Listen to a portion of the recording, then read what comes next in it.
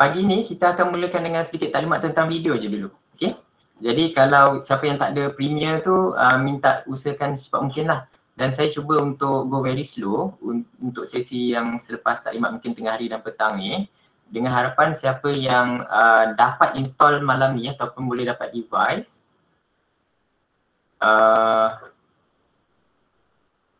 Okay, boleh tengok kat YouTube cara nak elak lagging kat Premiere, ada setup dia, saya dah try. Okay, boleh cuba. Okay. Memang YouTube memang banyak panduan-panduan yang kita boleh refer jugalah untuk kita tengok macam mana untuk selesaikan masalah-masalah tertentu ni. Sebab ramai expert yang berkongsi tips and tricks kat dalam YouTube, kita boleh tengok juga. Tak apa, ambil masa, dia akan ambil masa sedikit pagi ni. Tak apa, kita slow-slow je. Pagi ni kita lebih dengar tentang video, kepentingan video tu. Lepas tu kalau katakan ada latihan pun kita akan start very slow lah. Okay, slow and steady je. Okay.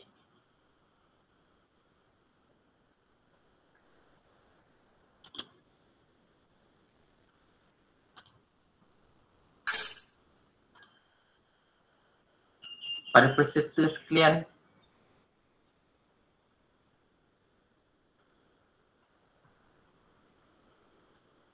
boleh nampak tak?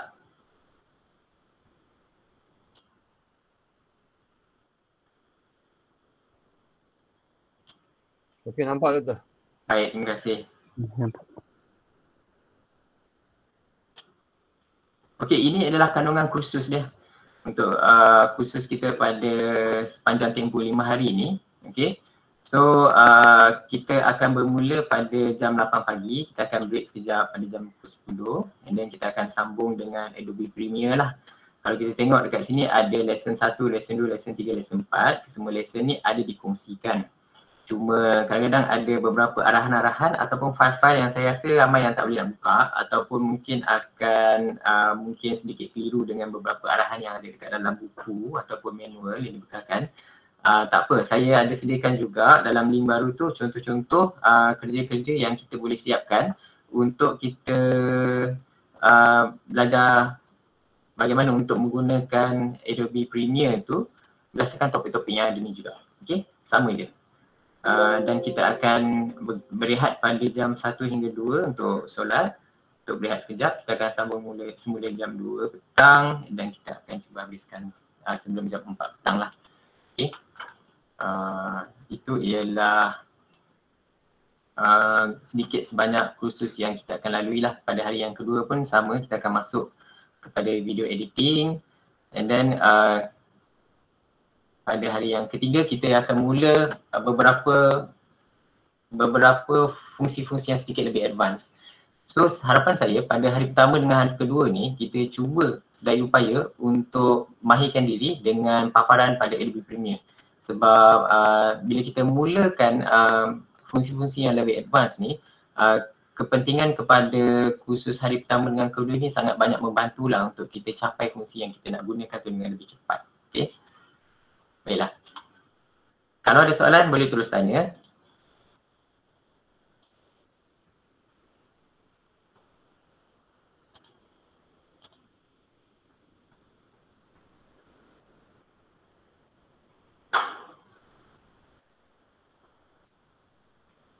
Okay, boleh nampak Boleh insyaAllah Dr. Alright, terima kasih sebab bagi feedback. Sebenarnya paparan saya dah penuh ni, saya tak nampak apa yang sama ada keluar atau tak keluar. Okey, para peserta sekalian, saya nak beri sedikit penerangan lah tentang asas pengenalan video. Sebelum kita mulakan kita punya penggunaan perisian tu, elok kalau kita dapat sedikit sebanyak gambaran tentang apa sebenarnya proses untuk pembuatan video. Saya rasa samalah sebelum kita nak belajar tentang sesuatu tu, asas dia tu kita perlu tahulah kenapa, apa kepentingan dia. Jadi kita boleh edit tu kita ada idea dengan lebih jelas. Okay, apa fungsi, apa dia cara, apa dia teknik, apa dia keperluan. Jadi kita punya proses tu akan jadi lebih teratur dan output yang kita hasilkan juga akan mendapati objektif kenapa kita buat. Jadi pada pagi ni saya nak terangkan sedikit sebanyaklah tentang apa dia asas-asas yang kita perlu tahu, asas-asas tentang video ni sebelum kita masuk dengan lebih mendalam dalam peristiwa yang kita nak belajar ni.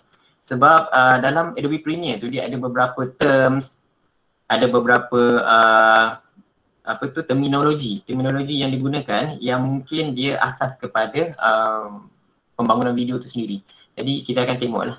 So saya dan Cik Syaril akan mengendalikan dua kursus ni.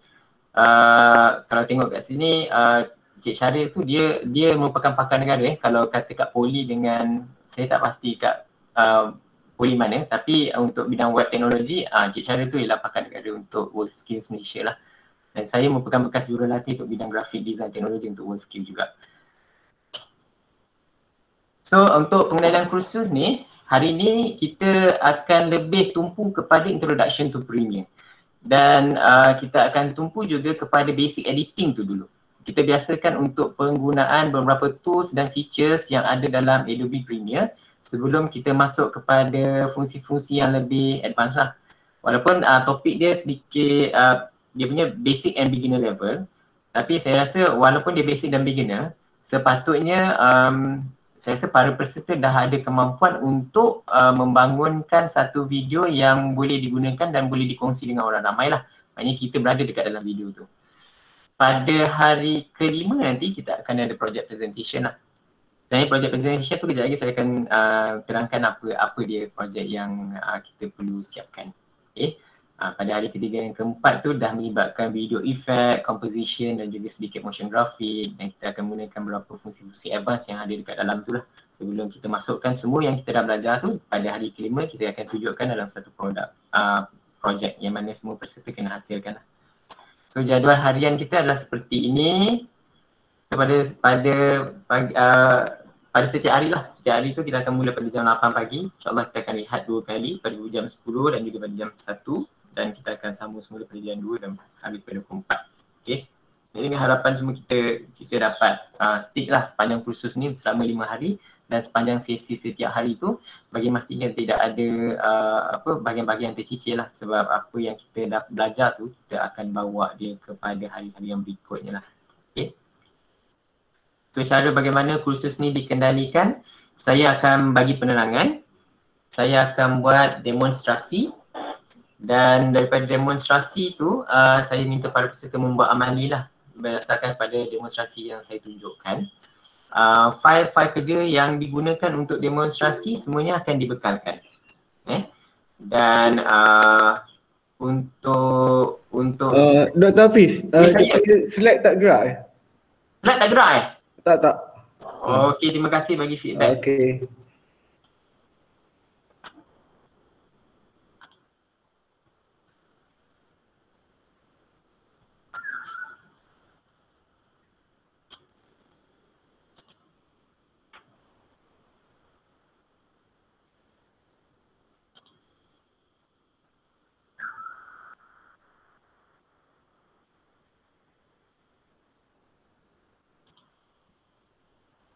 Cik Syaril, gerak tak?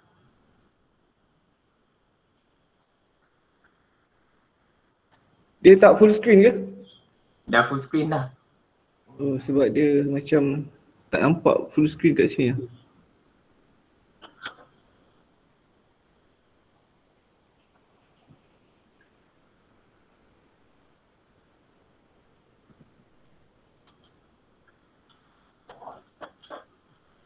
Kat macam ni nampak? Tak.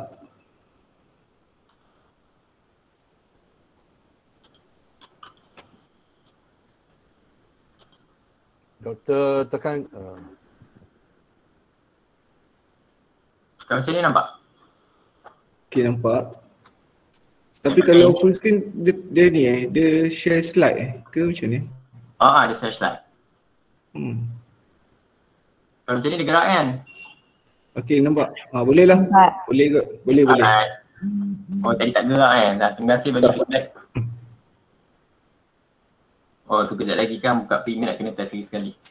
Okay, minta maaf atas sedikit kesilapan teknikal tu tadi. Okay.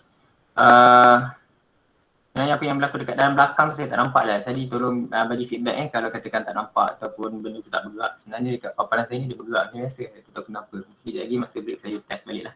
Baik.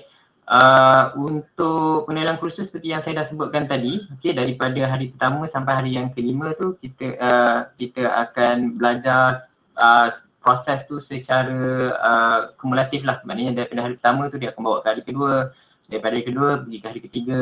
So setiap hari tu dia akan menjadi base lebih advance lah. Dan pada hari yang kelima tu kita akan ada sedikit projek, and then projek tu kita kena hasilkan satu output lah, dan kita akan gunakan tu sebagai satu penilaian untuk kursus kita selama 5 hari ni. Ni jadual dia, penilaian kursus seperti yang saya dah terangkan tadi. Cuma saya nak minta sedikit survey tentang tahap penguasaan para peserta semua terhadap kita punya perisian yang kita nak guna hari ni. Okay? Boleh guna ruangan chat tu dan minta maklumkan adakah anda berada di 1, 2, 3, 4 atau 5. 1 ni langsung tak pernah guna Premiere, 2 pernah guna tapi dah lupa, 3 pernah guna video editing tool selain daripada Premiere, 4 agak kerap guna Premiere Pro, 5 memang dia sangat kerap guna Premiere Pro. So, saya rasa saya dimaklumkan para peserta ada datang daripada pelbagai latar belakang fakulti kan ataupun kursus. Jadi kalau boleh tolong beri sedikit feedback, jadi kita boleh ubah suai ataupun kita boleh tailor make kita punya kursus ni supaya dapat mencapai peserta punya inilah current state ni, jadi kita boleh sesuaikan dengan kursus. Tapi whatever it is, saya akan mulakan lebih awal daripada permulaan lah. Maknanya kita akan cuba dapatkan penguasaan yang lebih terhadap basic-basic yang ada dalam Premiere sebelum kita pergi kepada fungsi yang lebih advance. Okay.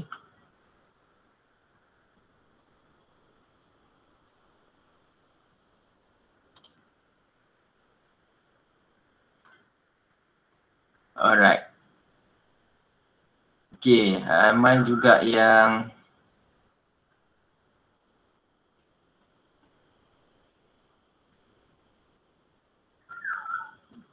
ada yang 5, ada seorang.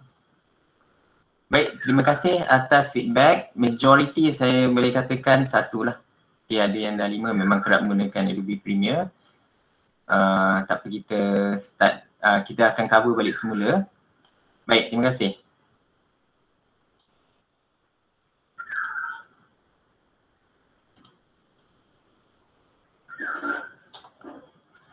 Okey, untuk kandungan apa yang saya nak terangkan ni, dia lebih kepada asas tentang video lah, dan juga apa dia peralatan-peralatan yang kita perlukan, and then apa yang kita perlu buat semasa kita membangunkan video, and then kita akan lihat apa dia teknik suntingan dan juga penutup lah. So sebenarnya video ni, dia sangat nak katakan penting tu memang sangat penting lah. Kalau kita tengok sekarang ni video tu dia berada dekat mana-mana. Even kalau kita browse Facebook ataupun kita buka Instagram, kita akan nampak video tu dipaparkan, ditolak ataupun the content tu di-push kepada kita semua. Jadi saya rasa semua perniagaan sekarang ni pun kalau dia tidak menggunakan video, dia akan ketinggalan. Jadi video ni sangat penting lah. Macam kita sebagai pengajar pun, kalau zaman pandemik ni, video tu dah mainkan peranan yang sangat besar, di mana kita boleh mengajar dengan menggunakan video, dan kita boleh buat demonstrasi software ataupun kita boleh demonstrasi kerja-kerja teknikal menggunakan video. Jadi video ni merupakan satu keperluan yang sangat besar lah buat masa kini.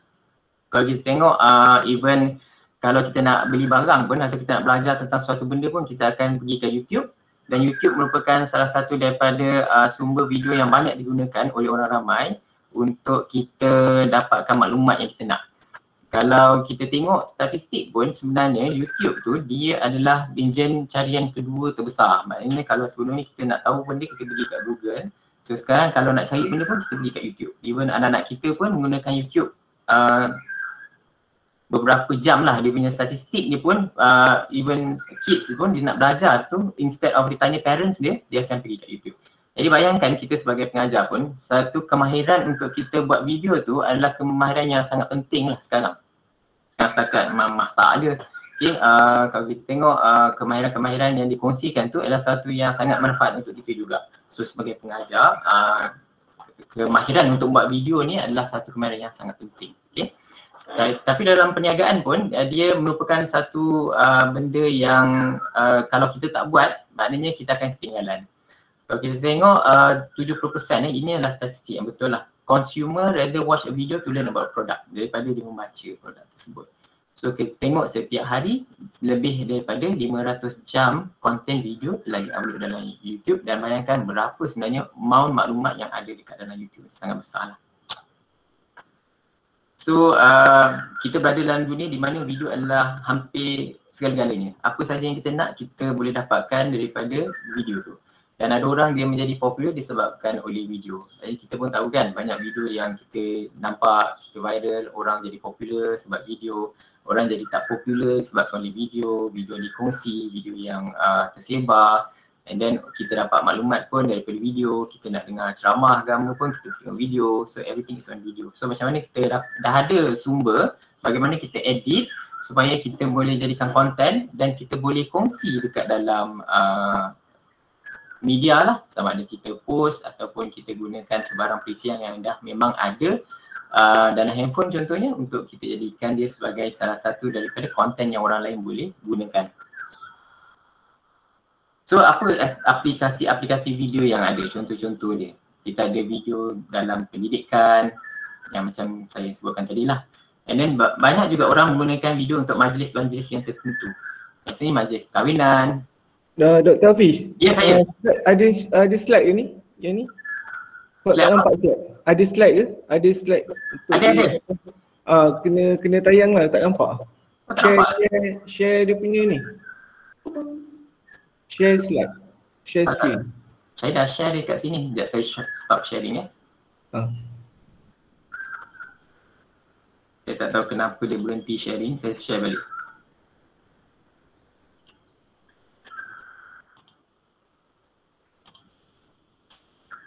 Nampak tak? Okey, nampak. Okey, nampak. Okey, terima kasih. Maaf sebab saya tak nampak apa yang berlaku kat depan belakang tu. Kalau ada tolong bagi input. Terima kasih pada bagi yang feedback ni. Dia bergerak tak sekarang? Okey, bergerak. Alright. Kat mana tadi okey. So video ada banyak. Okey, kenapa kita buat video? Ada banyak sebab lah. Dan itu ialah objektif kenapa kita perlu ada video. Contohnya semua orang ada handphone, dan handphone kita ada keupayaan untuk rekod video, dan kita banyak rekod video sebenarnya kat dalam handphone. Tapi berapa ramai di kalangan kita yang sebenarnya bila kita nak rekod video, kita plan dulu apa benda yang kita nak rekod. Nah, benda tu mungkin jarang kita buat lah. Biasanya bila kita ambil handphone, kita buka mode video dan kita terus shoot. So sekiranya kita memang ingin bangunkan konten untuk video, contohnya macam pendidikan ke, ataupun kita nak buat majlis perkahwinan ke, majlis tahlil ke, kalau kita nak record video tu lah, kita akan plan sedikit apa yang kita nak record. Jadi bila kita buat editing tu, kita ada apa dia bahan yang kita nak kongsikan. So ada banyak aplikasi lain yang video ni, contohnya seperti hiburan lah. Kalau kita tengok ramai yang record dia punya persembahan. Okay, kita nampak ramai YouTuber sekarang ni, especially anak-anak muda. Dia gunakan handphone, dia buat Facebook Live, dia buat Insta Story. Okay, benda tu semua adalah aplikasi video. Tapi video-video tu lebih kepada live lah, dia tak adalah melibatkan editing. Tapi kalau kita melibatkan heavy editing ni, biasanya kita gunakan untuk penyiaran ataupun dengan tujuan untuk buat perniagaan.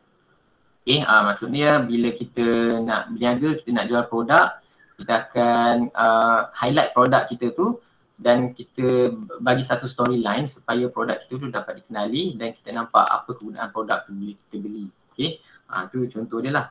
Tapi ramai juga yang berniaga tapi dia buat Facebook Live, tu terpulang lah. Itu adalah cara bagaimana kita nak marketkan kita punya perniagaan. Tapi whatever it is, video tu masih sangat penting. Okay, kan pengetahuan kita untuk edit video tu akan membantu kita lah untuk menghasilkan konten yang kita nak. Sekarang ramai orang cerita tentang content provider kan. So itulah dia apa yang dimasukkan sekarang ni lah, maknanya konten kita boleh edit. So apa beza Adobe Premiere? Kenapa kita gunakan Adobe Premiere? Dan kenapa tuan-tuan dan puan-puan pilih untuk gunakan Adobe Premiere, hadir untuk kursus Adobe Premiere ni? Sebab saya rasa video ni sesuatu yang menarik. Semua orang minat melihat video atau melihat persembahan video. Dan Premiere membolehkan suatu video tu untuk dijadikan sebagai satu mampu untuk menjadikan suatu video tu menjadi sangat menarik. Okey, keupayaan kita untuk mengolah video itu adalah endless lah. Maknanya it goes beyond boundaries lah. It is something that apa saja yang you imagine you nak terhadap video tu, Adobe Premiere sebenarnya dah boleh cuba untuk bantu you capai apa yang you nak.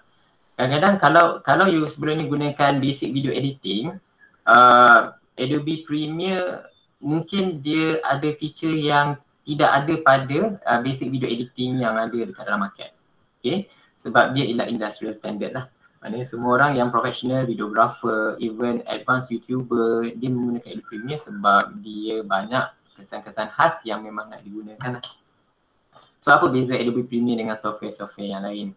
Kalau tanya saya rasa pada pendapat saya lah, berdasarkan pengalaman yang saya gunakan juga, Adobe Premiere dia mempunyai kawalan tools yang lebih baik berbanding dengan software lain. Maknanya dia up to the frame by frame tu yang kita gunakan, dan setiap gambar tu kita akan ada keupayaan untuk edit secara lebih halus dan secara lebih tepat.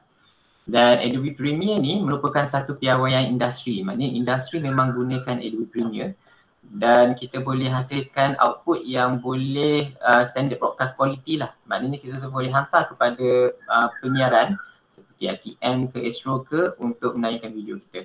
Dia kalau kita edit menggunakan handphone contohnya, memang kita boleh edit pakai handphone, tapi kalau kita hantar, broadcast station tak boleh nak paparkan video kita lah, sebab dia ada beberapa standard-standard yang tak dipenuhi. So kita ada advanced feature, lebih banyak kawalan kat atas skrip video yang kita boleh buat. Contohnya seperti masking, kita boleh edit keyframe dan lain-lain lah. Apa benda-benda ni kita akan belajar. Okay, kita akan belajar nanti.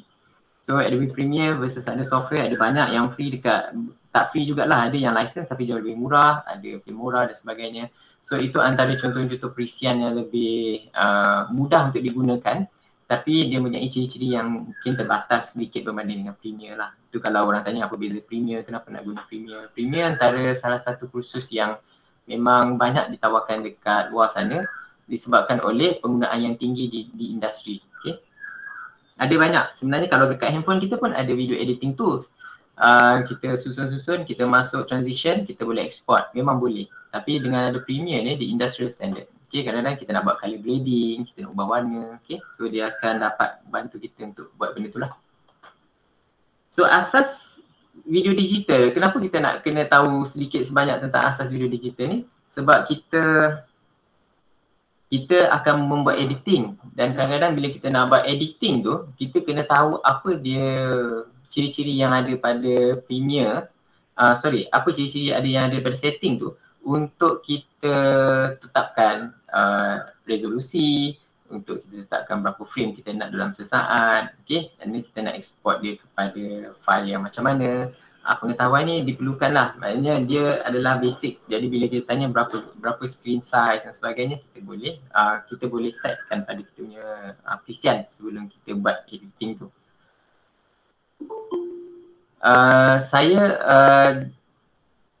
nak terangkan sedikit tentang aspect ratio lah ataupun resolusi.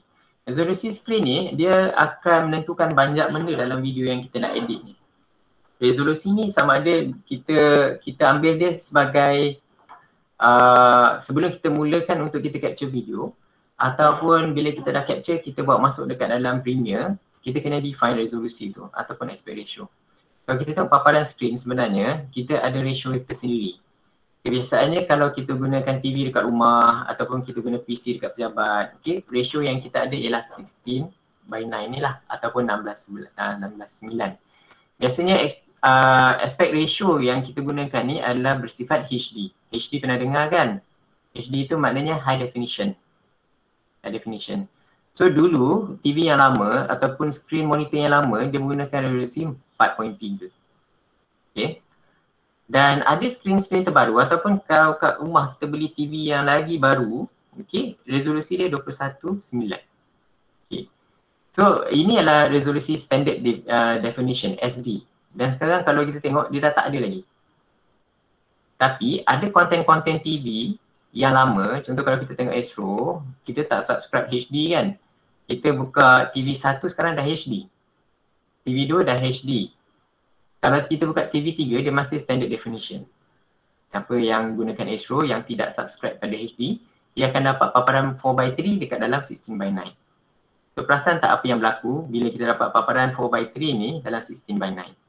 Kalau kita buka TV 3 dekat Astro, siapa yang tak subscribe HD, apa yang kita nampak? Kita akan nampak ada bar kan dekat sebelah kiri dengan kanan. Itu menunjukkan bahawa paparan kita yang berjenis HD tu, kita view 4x3 punya aspect ratio. So bila kita nak buat editing, katakan ada konten kita yang ada definisi 4x3. Ada konten kita yang kita download, resolusi dia dah HD. Ada konten movie yang kita download, movie biasanya 21:9. Dia mempunyai resolusi yang macam ni. So dia pelbagai bentuk. So bila kita baru masuk semua ni dekat dalam kita punya Adobe Premiere, dia akan menghasilkan paparan yang tak sama besar. Dia akan menghasilkan paparan yang mungkin kita akan nampak bar warna hitam dekat sebelah kiri kanan ataupun bar warna hitam dekat atas dengan bawah. Jadi kita kena buat penyamarataan lah. Okay, kita kena samakan balik dia punya display. Ada banyak cara untuk kita samakan display dia, tapi itu yang kita akan buat. Okay, itu ialah apa yang berlaku sekiranya aspect ratio tidak sama, kita akan nampak ada paparan hitam di situ lah. So dalam Premiere kita boleh ubah supaya semua tu kita standardkan. Okay, itu adalah kepentingan aspect ratio yang mana kita akan define bila kita edit sebenarnya apa ratio yang kita nak gunakan ataupun apa sumber ratio yang kita gunakan. So untuk resolusi berjenis HD ni, okay, especially handphone, kalau kita terbalikkan kita punya handphone jadi horizontal, dia akan nampak paparan HD. HD maksudnya 16:9. Kalau kita tengok apa yang ada dekat dalam 16:9 tu sebenarnya dia adalah resolusi skrin ataupun bilangan piksel yang ada dekat dalam skrin tadi. So kenapa kita perlu tahu piksel ni? Sebenarnya piksel ni yang membawa isyarat warna pada skrin. Okay. Setiap satu piksel membawa paparan isyarat warna. Jadi apa yang akan appear pada skrin itulah yang akan disimpan sebenarnya ataupun itu yang kita akan edit. So untuk 16:9 resolusi kalau kita kira bilangan piksel secara horizontal ada 1920. Okey, darab dengan dia punya vertikal dia tu ialah 1080. That's why kita nampak kadang ada 1080p, 1080i, okey, disebabkan resolusi dia adalah resolusi HD. So ada yang resolusi 4K. Nak dengar kan 4K. So sebenarnya 4K ni dia mempunyai paparan yang jauh lebih besar. Okay, yang ini didarabkan dengan 2.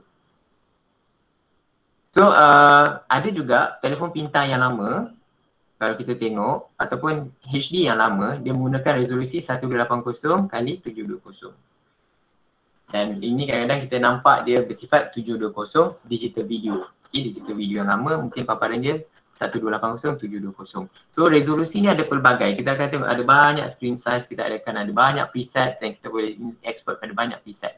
So secara default dia kalau katakan kita ada sumber video ataupun kita ada pilihan untuk tetapkan apa sumber video yang kita nak export atau kita nak capture, kita boleh jadikan dia terus sebagai HD.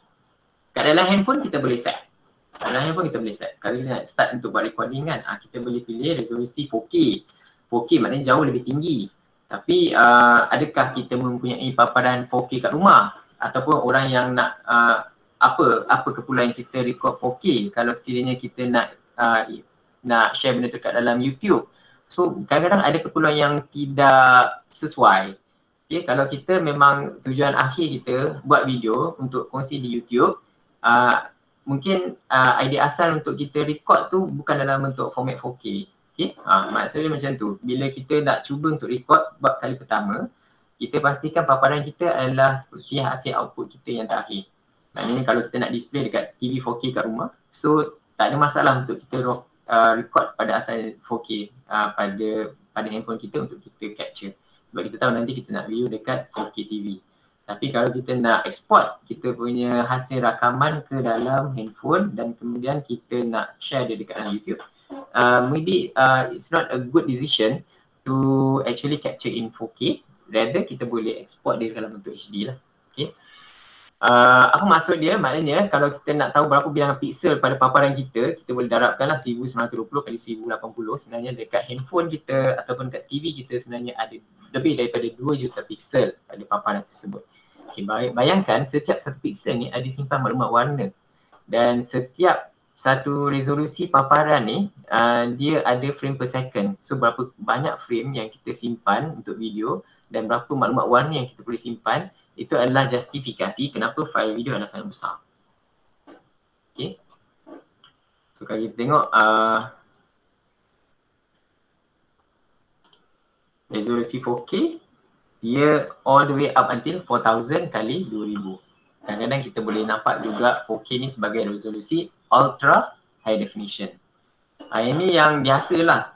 Okay, sedikit justifikasi kenapa ada paparan yang berbeza. Okay, apa implikasi dia dari segi size, dari segi sama ada kita boleh edit dengan lebih mudah ataupun lebih cepat. Sebenarnya dia menentukan lah. Okay, biasanya lagi besar satu resolusi tu, gambar tu menjadi semakin jelas. Tapi apa yang kita perlu korbankan ialah mungkin prosesor, ataupun kita perlu ada mesin yang jauh lebih tinggi keupayaan dia untuk kita gunakan video yang berjenis 4K ni. Kadang-kadang kita ada handphone yang memang canggih macam iPhone dah boleh record dalam 4K. Okay, Samsung, ada pun handphone lain pun dah boleh record dalam 4K. Tapi paparan yang kita gunakan bukan dalam bentuk 4K di rumah. Jadi kadang-kadang tidak ada keperluan untuk record dalam bentuk 4K lah. Okay, melainkan kalau kita nak simpan, memang 4K ni akan digunakan pada masa yang akan datang. Dan memang boleh juga kita edit. Okay, untuk Adobe Premiere yang baru ni memang ada kebolehan untuk kita edit video berjenis 4K. Kalau yang lama CS4 semua tu memang tak ada keupayaan untuk 4K. So yang baru ni baru dah ada feature-feature tambahan lah untuk edit-edit video, dan dia ada beberapa preset untuk yang kita gunakan. Okay, berbeza yang ini kalau kita tengok video profesional, video yang kita nampak. Okay, so ada resolusi screen yang dia berbeza. Okay, kalau kita nak export dia untuk tujuan-tujuan tertentu. Contohnya macam Instagram. Kalau dalam Instagram, okay, paparan dia, ratio dia adalah 1:1 sebab dia punya height dengan width dia adalah sama. Dia memang segi 4 sama. So bila paparan tu kalau kita nak export tu, kalau kita customkan dia, mungkin kita dah tahu memang export nanti pergi ke Instagram kita akan letak dalam paparan 1080, 1080. Ni antara width dengan height lah.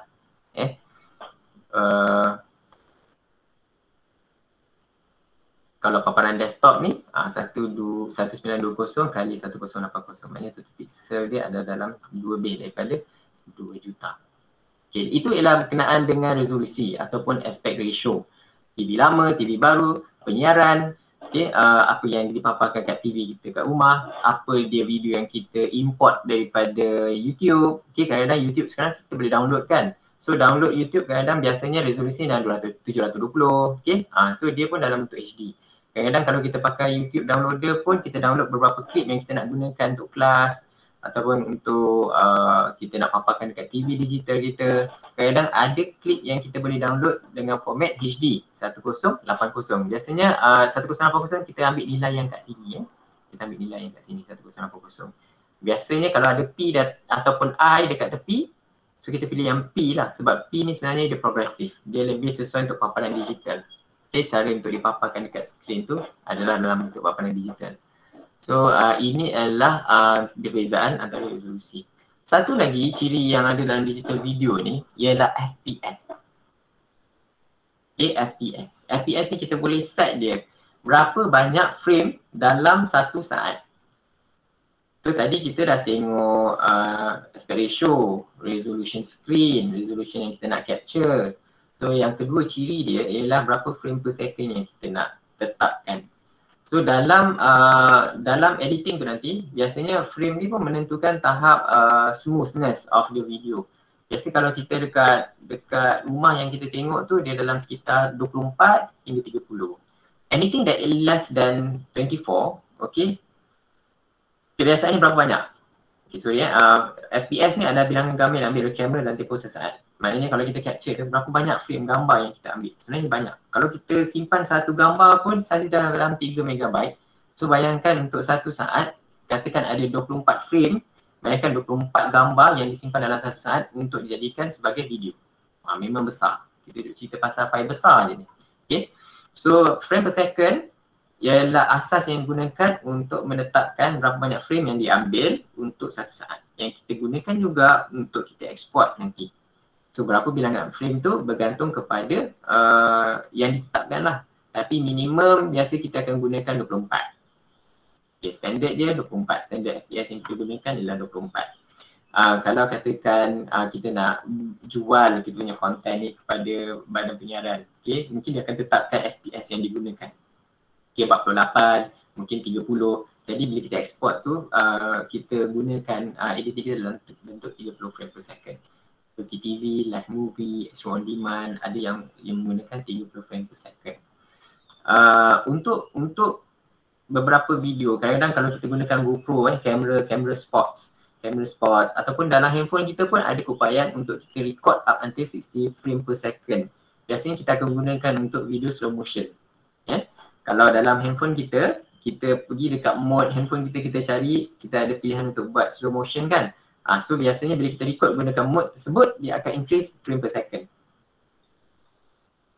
Maknanya video tu akan jadi sangat smooth dan kita boleh perlahankan dia dan dia akan jadi slow motion lah. Dia punya efek tu jauh lebih menarik kan. So if we want to go for more than that, it's going to be like 120 frame per second. So this is for extreme slow motion lah. Kalau you tengok orang pecahkan belon, dalam belon ada air and then bau air tu terpecik, keluar, pecah. So biasa tu menggunakan special camera. Ada DSLR yang kita gunakan. Handphone tak banyak tapi DSLR yang boleh capture up until 120 frame per second. And then you kena ada tripod lah. Okay, tu perbezaan frame per second. Kenapa kita perlu tahu frame per second? Sebab dalam Premiere ada setting ni. Dalam Premiere ada setting untuk tahu resolution. Okay, dan kita perlu bermain dengan dua benda ni untuk memastikan output kita adalah selalu dengan apa requirement yang ditetapkan lah. Kalau kita tak tahu, kita pakai je preset. Tak ada masalah pun. Okay. So far okay semua. Kelas. Okay. Baik. Okay. Terima kasih atas feedback yang diberikan. Baik, okay. So tadi kita dah cover resolusi, kita dah cover aspect ratio, kita dah cover frame per second. Sekarang kita nak export pula. So bila kita nak export ni, kita pun kena tahu kita nak export jadi apa. So dalam Premiere ada banyak sangat format yang kita boleh export. Tapi ada satu format yang memang kita akan gunakan berulang-ulang kali lah. So ada file yang berjenis audio, ada file berjenis video. Ada file yang berjenis audio untuk komputer Windows, ada file audio untuk komputer Mac. Ada file video untuk Windows, ada yang untuk Mac. Ada file video yang universal, Windows dengan Mac boleh guna ataupun dia cross platform. Okay. So dia merujuk kepada container format. Kita simpan, kita dah buat video, kita dah render, kita guna kataan render, maksudnya kita dah export kita punya video, lepas kita dah edit, kita tambah tag, semua tu. Lepas tu kita export dia. Dia akan tanya apa dia format yang kita nak gunakan. Okay. So yang paling famous format dia, biasanya kalau video kita akan export dia kepada MP4. Okay. Saya just bagi tahu je lah sebab dia punya technical belakang dia tu adalah sangat complicated. Tapi kebiasaan dia untuk kita export video yang digunakan untuk dipaparkan dalam YouTube ataupun dalam mana-mana media sosial, dia berasaskan kepada format ini. Format ini disebabkan oleh compression ataupun file tadi kan besar, kita cerita besar. Kenapa gambar banyak? Kenapa resolution besar? Kita cerita pasal pixel yang berjuta-juta. Setiap satu pixel ada nilai warna yang berapa banyak, beribu-ribu bit maklumat warna dia. So itu semua menyumbang kepada betapa besarnya file. Kalau kita nak buktikan bagaimana file tersebut sangat besar, ini boleh bayangkan lah. Kalau katakan kita tak export dia kepada file berjenis MPEG, file video tu akan menjadi sangat besar. Contoh kalau katakan resolusi kita 700, okey, 1024 kali 768 untuk video digital lama. Kalau kita simpan 3 minit 10 saat punya video, contoh 3 minit 10 saat ni macam satu lagu video klip lah. Okey, saiz dia adalah sebesar 10 GB. Mana ada orang nak simpan 10 GB sekarang untuk satu klip durasi 3 minit kan? 10 GB tau, bukan megabyte.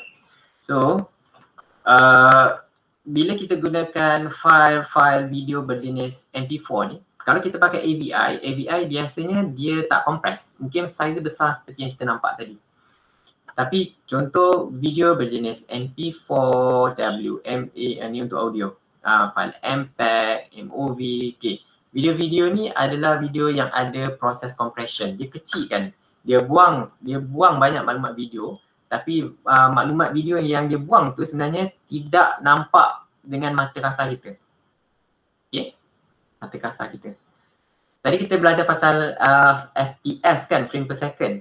Sebenarnya mata kita ni apa-apa saja yang melebihi daripada 12 frame per second, kita akan nampak tu sebagai video. Okay. Kalau bawah daripada tu, kita akan nampak tu sebagai satu gambaran paparan gambar yang dipaparkan satu. Anything that is less than 12, our eyes will not be able to differentiate. Okay, anything that is above 12, apa-apa saja yang lebih daripada 12, mata kita tidak berupaya untuk melihat dia sebagai satu gambar, rather kita akan lihat itu sebagai satu video. Tapi kita go for 24 frame per second kan. Jadi memang mata kita tak boleh nak differentiate.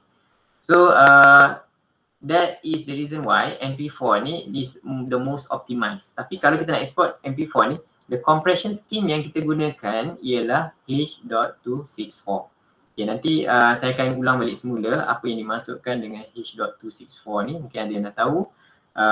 Tapi dalam Premiere, nanti bila kita nak export file video kita tak simpan dia, kita cari MPEG-4. Tapi rather kita akan cari compression nama dia H.264. Inilah yang kita export dia sebagai MPEG-4.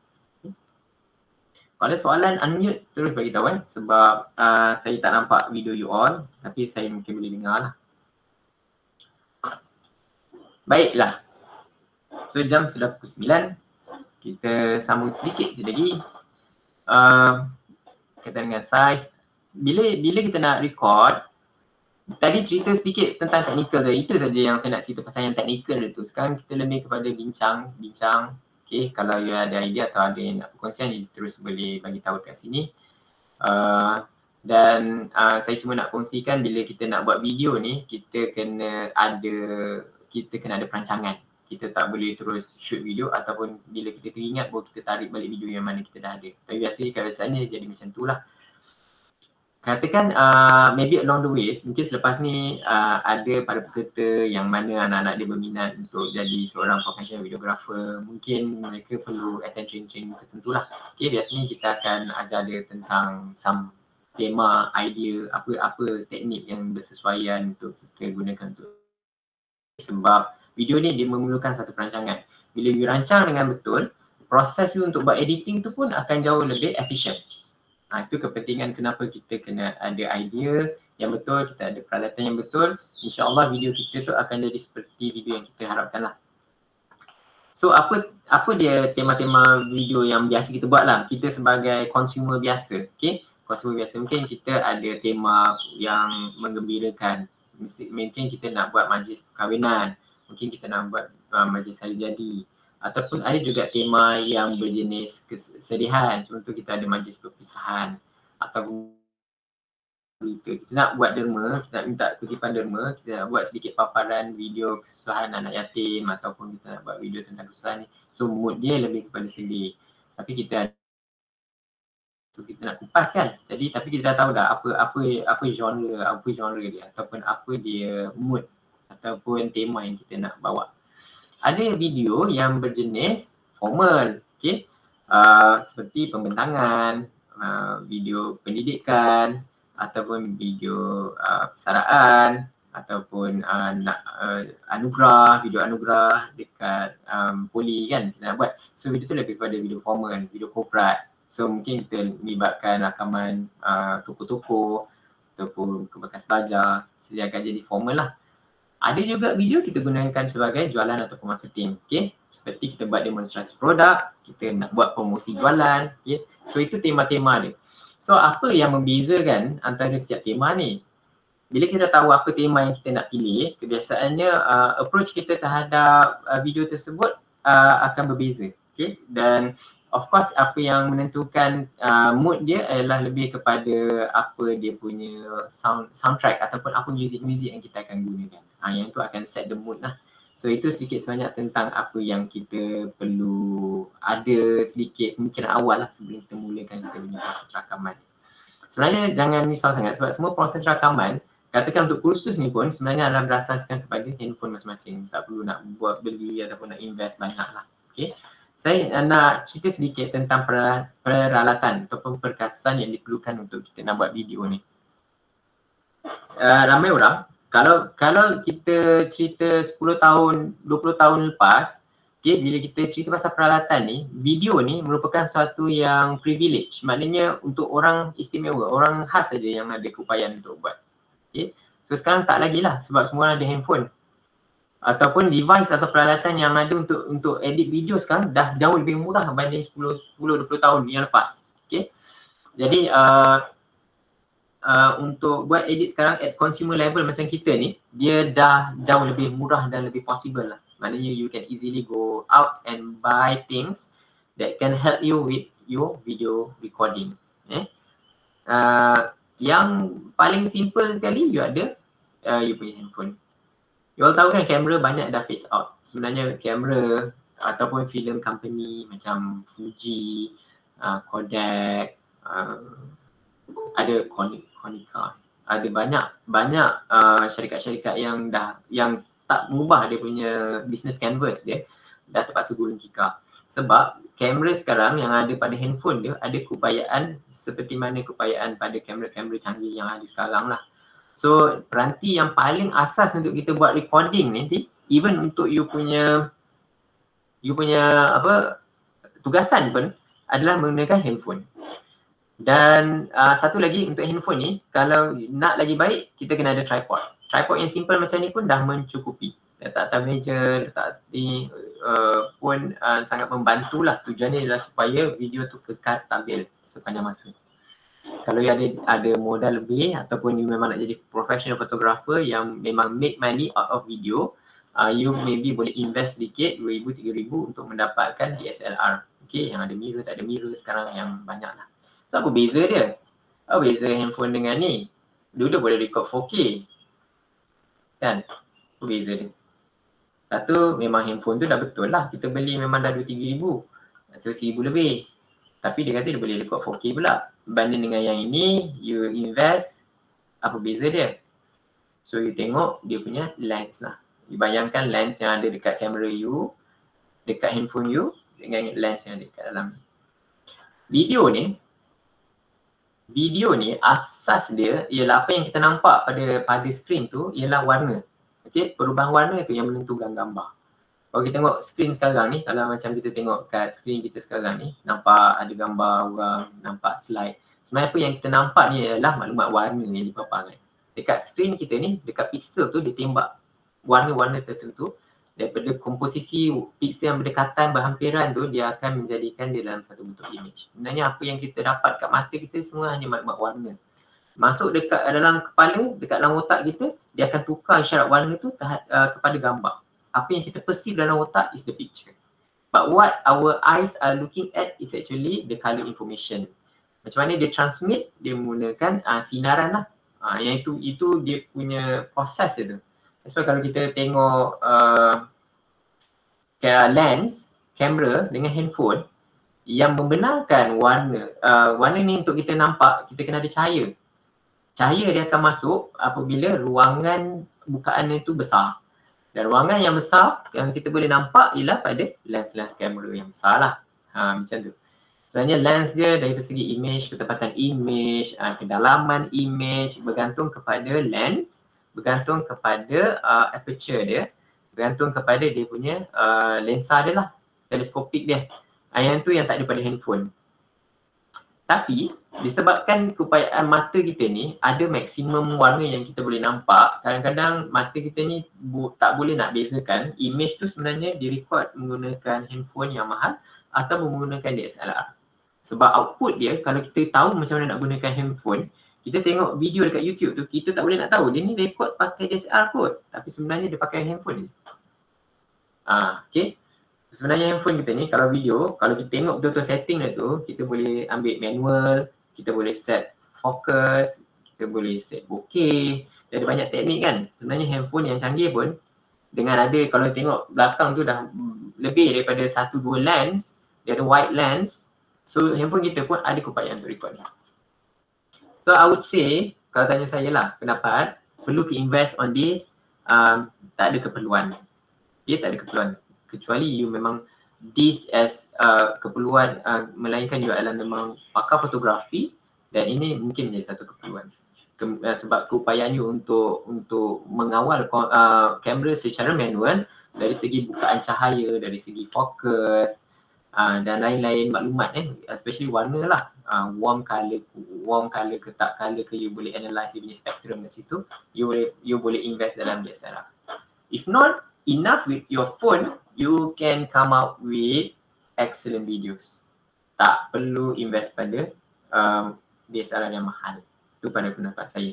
Melainkan you nak jadikan itu sebagai satu profession. Okay, so telefon pintar you memang berkeupayaan untuk record up until 4K. Dengan lens-lens tertentu lah. Ada yang ada 3 lens, ada yang ada 4 lens. Okay. Dan yang baru, handphone baru tu yang Honor tu, dia siap ada gimbal lagi. Okay. So now that you already have a handphone, so apa peranti tambahan yang mungkin you perlu ada? Kalau you nak jadikan video ataupun nak bangunkan konten video selepas ni, dengar-dengarnya macam nak PKP balik kan, tapi kelas masih perlu berjalan, pelajar tak boleh balik ke kampus. So apa yang kita perlu buat? So kita dah boleh explore bagaimana nak buat record video pembelajaran dengan lebih serius. Mungkin kita boleh gunakan video tersebut untuk masa yang akan datang kan. Jadi ini saya cadangkan beberapa peranti tambahan yang mungkin para peserta boleh beli, dan kalau kita tahu kos dia tak adalah begitu tinggi. Macam saya cakap lah, 10 tahun lepas it's rather impossible untuk kita jadi seorang videographer. Okay? It's almost impossible sebab peralatan, kemahiran adalah privilege kepada orang tertentu saja. So unlike today, kita dah ada banyak sangat device yang boleh dibeli dengan harga yang murah dan pengetahuan yang asas untuk kita buat capture video dan edit video, because kamera menjadi sangat murah.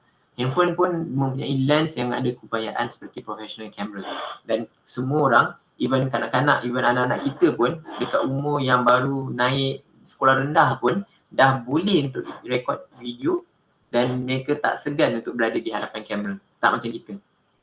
Okay, itu beza dia. As the generation progress, I think the younger generation that we are having now, dia punya social punya distance tu dah blur tau. Dia tak segan. Sebab apa yang dia tengok setiap hari tu ialah live video daripada Instagram, daripada Facebook. Apa yang dia nampak ialah orang-orang yang dia tak kenal membuat konten. Okay, tu satu kebaikan dan juga satu keburukan. Bila you buka Facebook, social media, bila you buka Instagram, all this video content daripada orang yang kita tak kenal akan di-streamkan kepada dia. Push, all the contents are being pushed. So keupayaan kita ialah untuk memastikan mereka filter lah video-video yang mana mereka tengok. Especially TikTok, TikTok ada macam-macam video. Kalau you tengok orang yang memang selalu main TikTok, ni pun antara peralatan-peralatan yang diorang akan ada kalau tanya saya lah. Okay. So apa dia? Gimbal ni untuk pastikan kamera kita sentiasa pada posisi yang kekal. Tak kisah kita bergerak macam mana sekalipun. Kita berlari ke apa ke, bila kita pakai gimbal ni dia akan pastikan kamera tersebut akan kekal berada kat situ. So dia ada 2 aksis kat situ, X dengan Y. So dia akan pastikan kamera tu sentiasa berada posisi yang sebenar lah. Tak kisahlah kita naik gunung ke, turun bukit ke, naik kereta ke, berlari ke apa ke. So dia punya rakaman dia adalah sangat smooth. Okay. Dulu harga dia beribu-ribu, sekarang you boleh dapat dengan hanya sekitar 200. So if you want to invest. So ada gimbal yang ada tripod. So might as well you combine tripod ni dengan gimbal ni. So you dah boleh ada satu tripod yang ada gimbal lah. Okay. Kalau you ada handphone yang punya satu lens, tak ada masalah. Kita boleh jadikan dia fish eye lens ataupun kita tukar dia kepada wide angle lens. Wide angle lens ni hampir menyerupai lens yang ada pada kamera DSLR. Okay. Bukaan dia lebih besar, lens dia membenarkan cahaya yang lebih banyak untuk masuk, gambar dia menjadi lebih jelas dan ruang capture tu adalah lebih lebar. Itu ialah wide lens. Dan kebiasaannya video profesional menggunakan wide lens lah untuk capture. So kamera kita walaupun tak ada kebayaan wide lens ni, kita boleh je beli clip, kita pasang kat itu ni kamera. Dah dapat wide lens. Tak payah nak mahal, RM7 pun boleh dapat. Satu lagi kelemahan handphone berbanding dengan DSLR ialah keupayaan dia untuk menangkap isyarat bunyi. Okay. Mikrofon handphone kita is to capture voice yang directly berdekatan. Seperti ni. Okay, sebab dia punya handphone, dia punya mikrofon tu hanyalah satu lubang kecil yang ada dekat dalam tu. Bayangkan kalau kita nak capture video, kita punya subjek tu berada 5 meter di hadapan. Okay, mungkin suara dia tak boleh nak capture dengan lebih jelas. Yang lebih kuat ialah suara kita kan. Melainkan audio tu kita buang dan kita ganti dengan music. Ataupun kita gantikan dengan voice over. Kita record voice lain. Tapi kalau kita nak record percakapan orang ataupun kita nak record kita bercakap menyampaikan kuliah.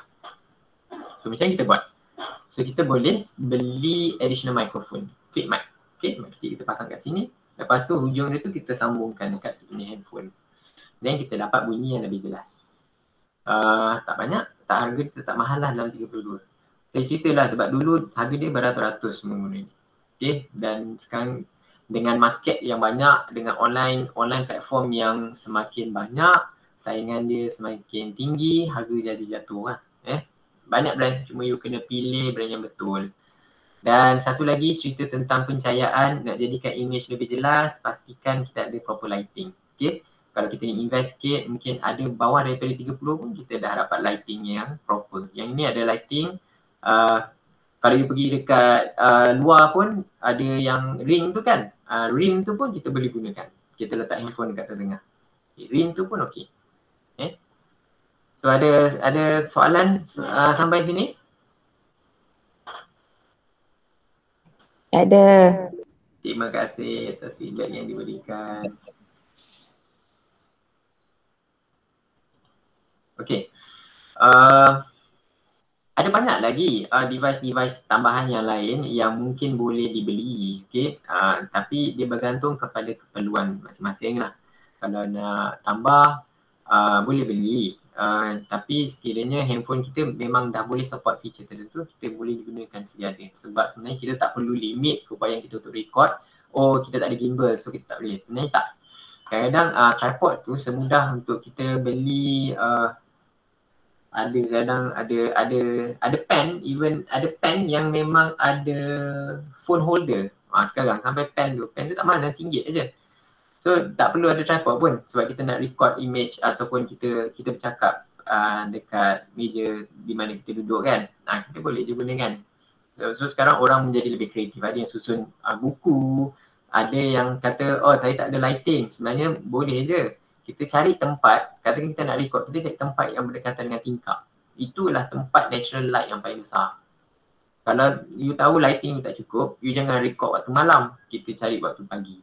Sebenarnya benda ni semua kita boleh ubah suai bergantung kepada keperluan semasa untuk menjadi lebih kreatif lah dan adaptif dengan persekitaran kita. Kalau kata mikrofon tak ada, sebenarnya ada tips and tricks juga. Okay? Kalau kata you tak ada mikrofon, sama ada you pastikan you berada dalam bilik yang sunyi ataupun you record di tempat yang mungkin orang tak ada. Ataupun mungkin kalau you ada anak-anak semua you dah pergi sekolah ataupun semua dah pergi tengok YouTube kat mana-mana kan. Ataupun saya pernah buat, saya pakai phone satu lagi, saya record. saya record pakai voice recorder dan saya letak dekat dalam poket saya lah. Jadi bila saya buat editing, saya just ambil bunyi saya ni dan saya letak kat timeline.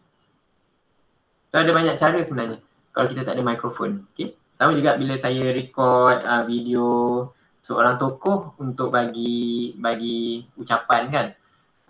Kamera kita jauh dan kita tak ada mikrofon yang kita tertinggal, tak bawa ataupun mikrofon tu tak berfungsi.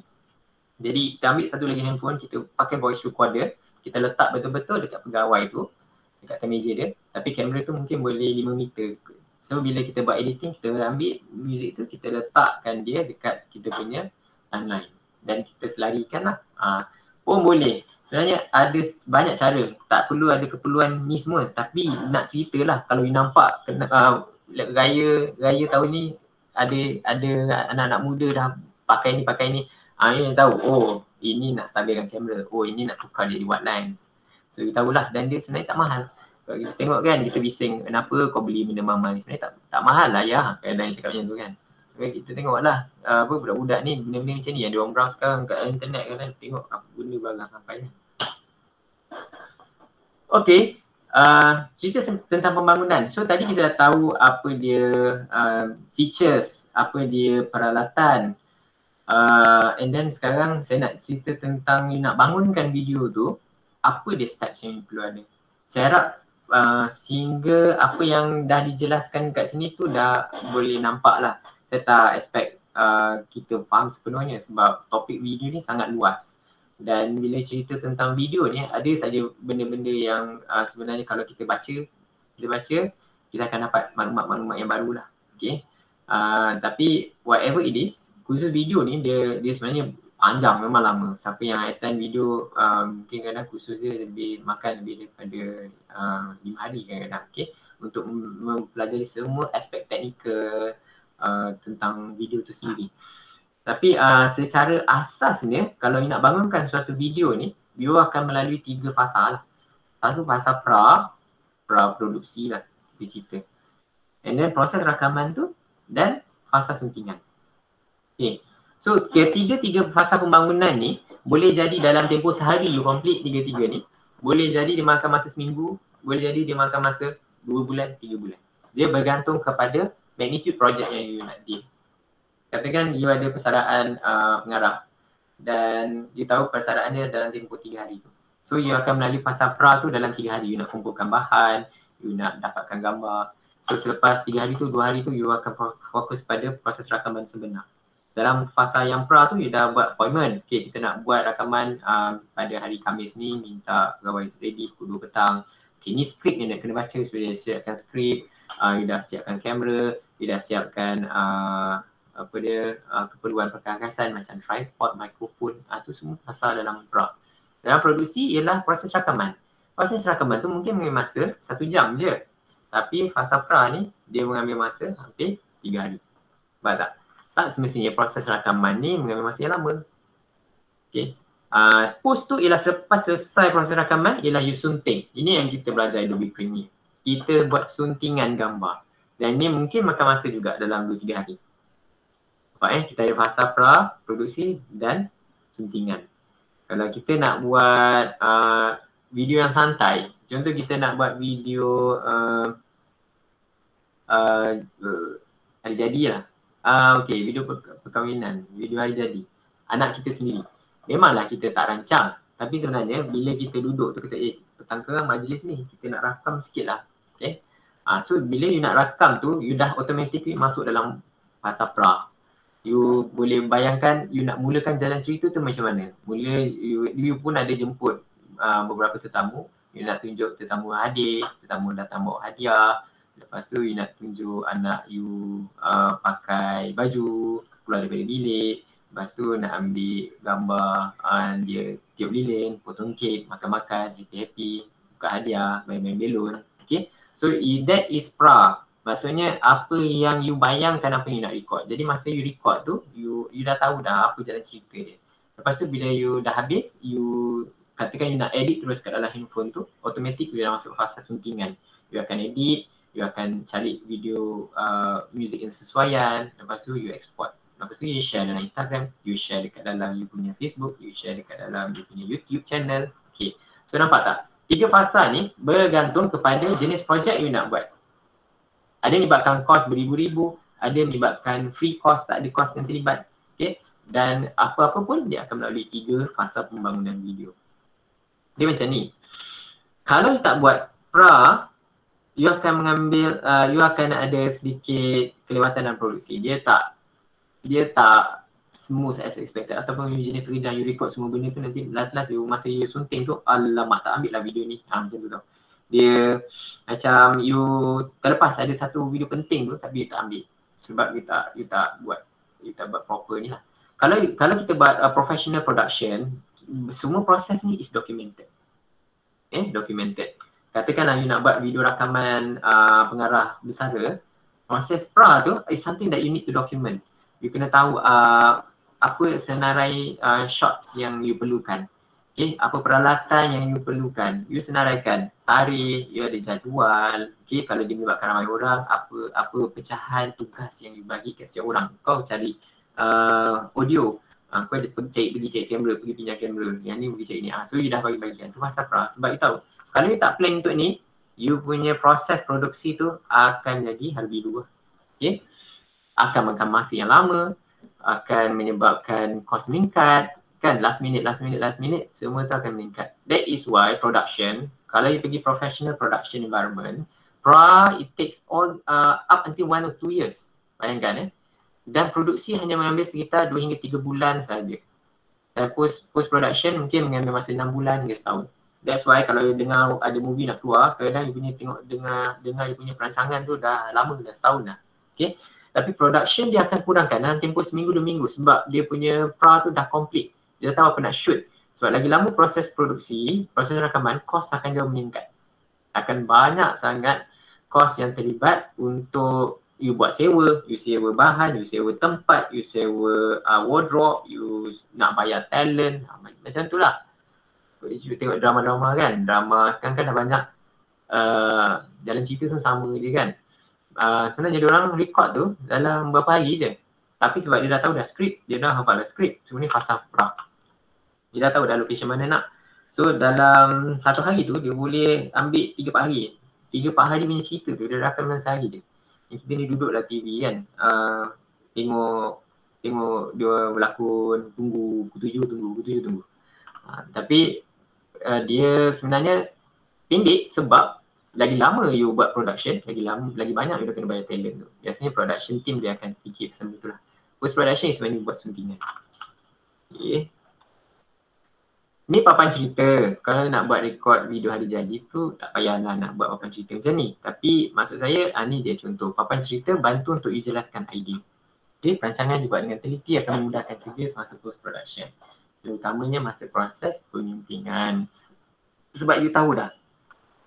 One good thing about having a plan, one good thing about having storyboard, papan cerita ni ialah kita tengok kepelbagaian shot kamera tu. Kepelbagaian dia. Mungkin kita tak perlu lukis sampai macam ni. Kadang-kadang orang guna orang lidi je.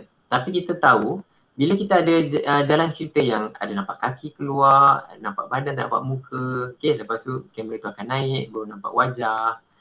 Dan ada yang close up, ada yang tak close up. Sebenarnya dia akan menambahkan ciri-ciri tarikan kepada video kita. Ini adalah satu yang membezakan antara orang yang tahu macam mana nak record video dengan baik dengan orang yang memang just record je video. So, kalau kita record je video, apa yang ada lalu depan kita semua kita capture. Lepas tu kita edit. Macam tu je lah, as simple as that.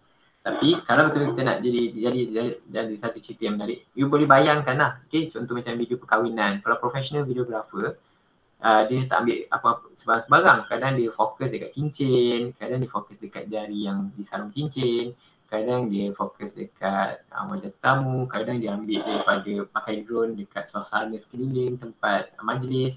So itu ialah dah ada dalam dia punya storyboard, sama ada dalam kepala dia ke ataupun memang dia dah buat sketches. Okay. Kepelbagaian shots ni maksudnya macam tu lah.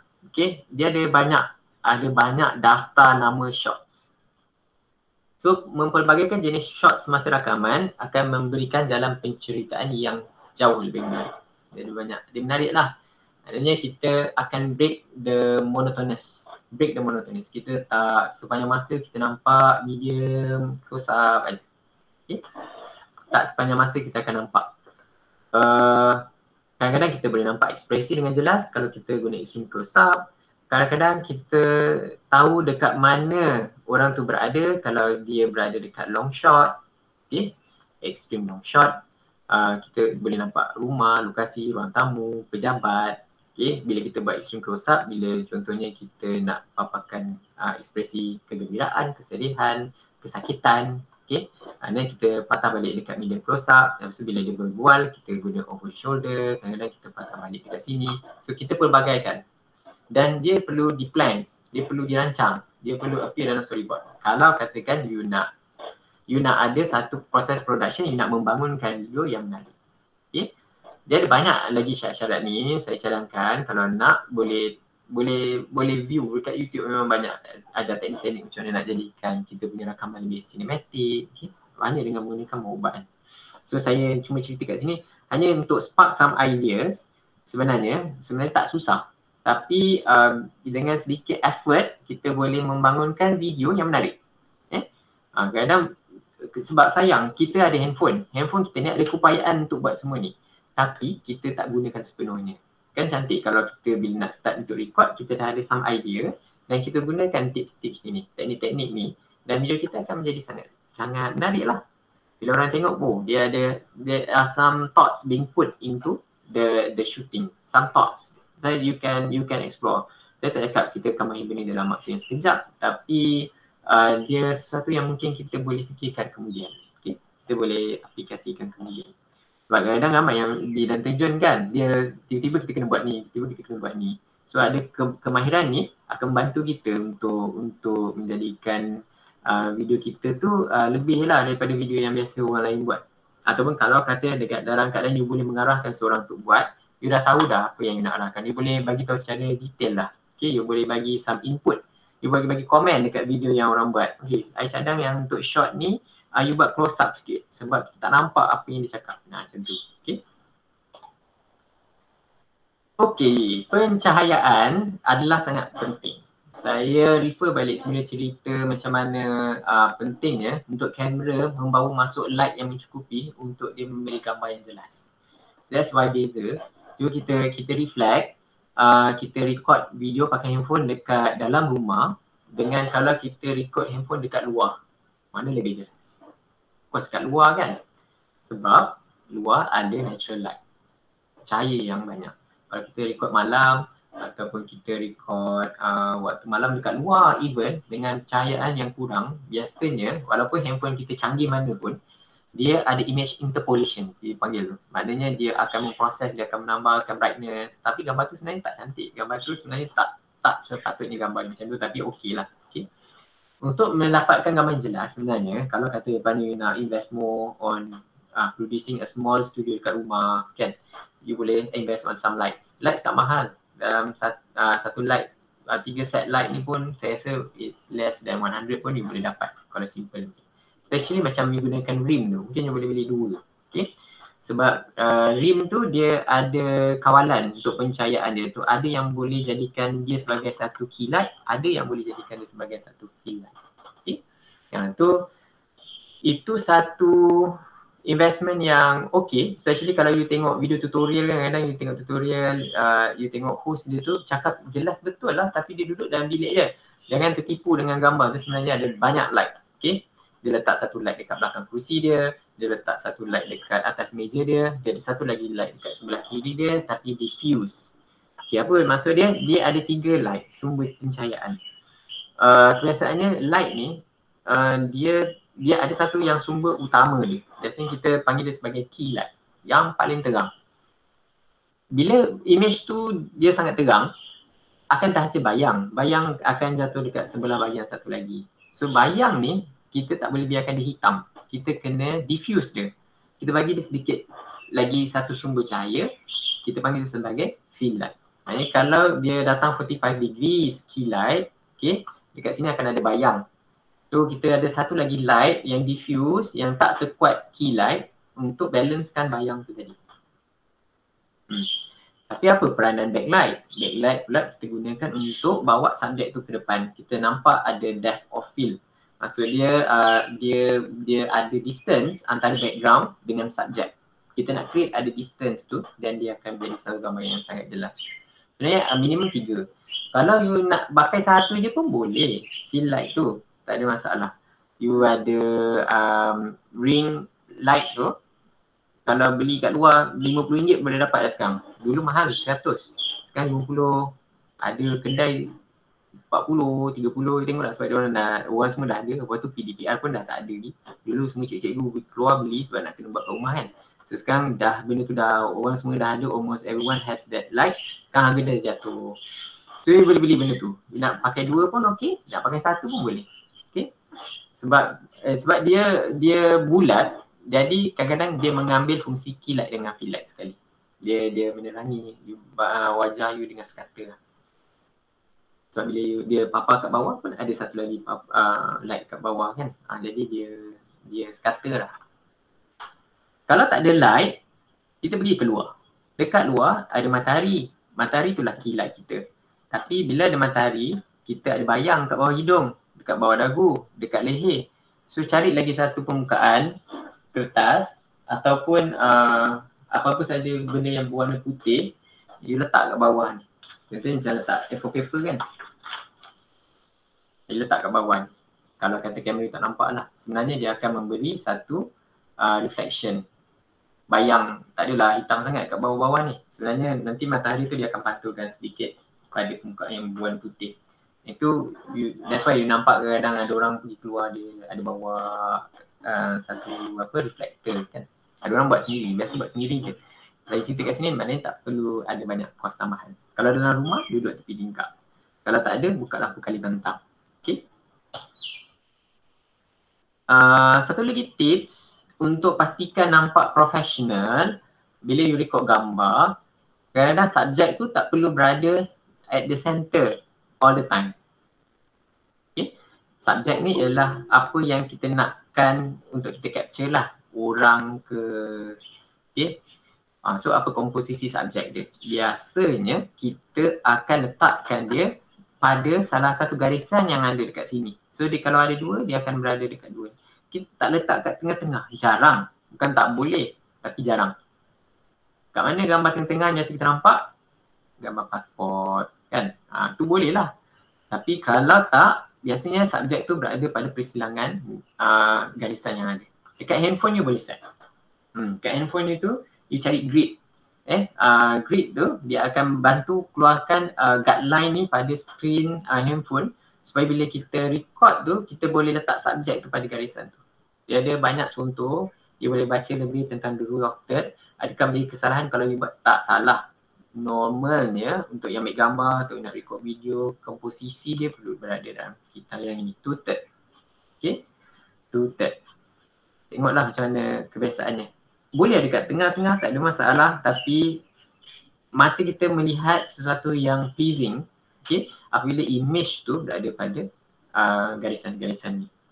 Just to give you some idea juga. Okay, untuk video yang profesional biasanya akan ada. Macam ni lah tengok Iron Man. It gives you some space sebenarnya. Kalau dia tengok ke arah sini, we give them some space. Okay. Dia untuk khusus editing yang lebih advance, kita akan discuss jauh lebih lanjut perkara ini. Tapi this is just some guidelines lah yang boleh ikut. Alright. Sekarang saya masuk ke bahagian yang terakhir dah. Okay, macam mana kita nak maintain. Itu yang kita nak buat pun. Sebelum kita pergi lihat selama beberapa minit selepas ni. Kita nak belajar tentang teknik suntingan. So ini yang kita nak belajar pada 5 hari ni. Ialah bagaimana kita nak menyunting. Okay. So teknik suntingan yang biasa kita gunakan ialah untuk buat perkara-perkara berikut lah. Okay. Kita dah ada klip. Bayangkan kita dah ada klip, kita dah record. Kita dah ada tips semua tu tadi tu kan. So kita dah boleh rancang apa yang kita nak record. Kita dah ada idea apa skrip, apa talent, siapa yang akan berada kat depan kamera, apa storyline dia, apa shots dia, apa komposisi dia nanti. So bila kita dah gather all the clips, kita bawa masuk dalam kita punya komputer. So apa yang kita buat? Kita buat benda-benda. kita combine dia, kita susun dia supaya mengikut jalan cerita yang kita dah tetapkan. And then mana-mana klip yang terlebih, kita potong dia. Mana yang kita tak nak, kita potong dia. Kita ambil klip yang betul-betul kita nak. Kalau ada yang tak betul, kita correctkan dia, kita betulkan dia. Kalau dia tak begitu jelas, kita increase brightness dia. Kalau dia kecil sangat, kita besarkan dia. Kalau resolution dia tak menepati tu, kita betulkan. Kemudian kita build, kita jadikan dia satu jalan cerita yang baik. Kita tambah soundtrack, kita tambah narration and so on. Okay. Ini teknik suntingan yang asas yang kita akan belajar. Even hari ni pun kita akan buat ni dulu. Besok kita akan tambah, lusa kita akan tambah, dan kita akan sentiasa menggunakan teknik suntingan yang sama. Combine, trim, correct, build ni adalah komponen, the common practice dalam semua video editing yang kita buat lah. Ada contoh-contoh video kita akan tengok lepas ni. Okay. Berdasarkan pada apa yang kita bincang ni, saya akan tunjukkan. Cuma penutup dia, pembangunan video yang baik akan menyampaikan maklumat dengan berkesan dan menghiburkan. Kita tujuan kita bila kita buat video ni, kita nak menyampaikan maklumat. Kan? Bila kita nak sampaikan maklumat, of course bila orang tengok dia orang terus faham. Kalau you nak jual barang, bila orang tengok je orang nak beli. Ataupun bila kita nak record hari jadi, bila kita tengok 10 tahun akan datang, kita tengok balik video tu, dia menghiburkan kita semula. Kita boleh ketawa, kita boleh menangis. Jadi bila kita bangunkan suatu video tu, kita perlu ada visi yang jelas tentang video tu digunakan untuk apa. Kalau you nak market, so you kena market betul-betul. You nak jadikan dia satu archive, kita archive betul-betul. Kita bagi kesan yang betul. Buat dengan jiwa lah, sepenuh jiwa. So nak jadi seorang videographer, dia mengambil masa, okay? Dia tak berlaku sekelip mata lah. Tapi dengan ada teknik yang betul sebenarnya, dia boleh hasilkan video dia dengan baik. Okay? So sedikit projek akhir, dia akan buat pada hari yang kelima lah. Hari yang kelima, masing-masing akan buat satu video berjenis HD dan mengaplikasikan teknik-teknik yang kita dah belajar selama 4 hari tu, daripada teknik suntingan yang kita dah belajar. Dan tema dia ialah sambutan Hari Raya, video ucapan Hari Raya. So itu ialah apa yang kita akan buat pada projek akhir. Dan detail spesifikasi video tu nanti kita akan tengok lah. Okay? Tapi hasil akhir dia, kita akan buat satu video Hari Raya, ucapan Hari Raya kepada semualah, kawan-kawan ke, atau kalau you tak celebrate Hari Raya, maybe you like to wish your friends Hari Raya wishes. And then it is to be done individually. You have to record it. It's on your own. You boleh apply whatever techniques that is you are going to learn for the next 4 days. Okay, so that is pretty much what your final project would be. Dan along the way, throughout the training session, apa yang saya harapkan ialah setiap teknik tu masing-masing boleh ikut dan kita boleh dapatkan hasil akhir yang diingini untuk kita tamatkan kursus kita lah. Dan sekiranya ada sebarang masalah, isu, you boleh terus sampaikan kepada saya terus. Okay? Dan kalau katakan proses pembelajaran ni agak sedikit laju ke ataupun tidak mencapai apa yang you expect, you kena bagi tahu saya secepatnya lah. Jadi saya boleh ubah supaya dia menjadi lebih masing-masing boleh ikut. Itu kepentingan kenapa kita perlu ada device yang betul untuk kita buat. Dan satu tentang video ni ialah dia sangat resource hungry lah. Dia makan RAM yang banyak, dia memerlukan prosesor yang cepat. Even saya pun, saya mengaku lah dengan komputer yang saya ada sekarang ni pun is not the best spec for Premiere. Okay? Sebab dia nak kata lama sangat pun, tapi sebab Premiere baru ni dia resource hungry lah. Dia sangat memakan memory.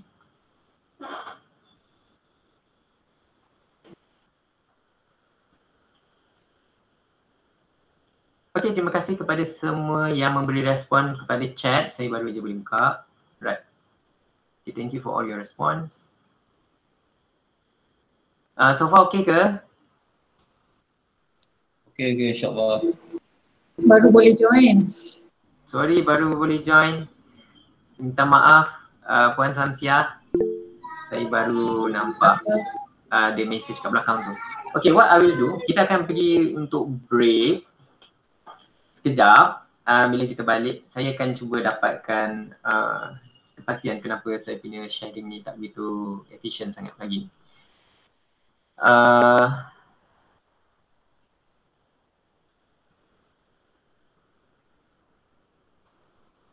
Puan Rafidah, boleh kita pergi break sekejap?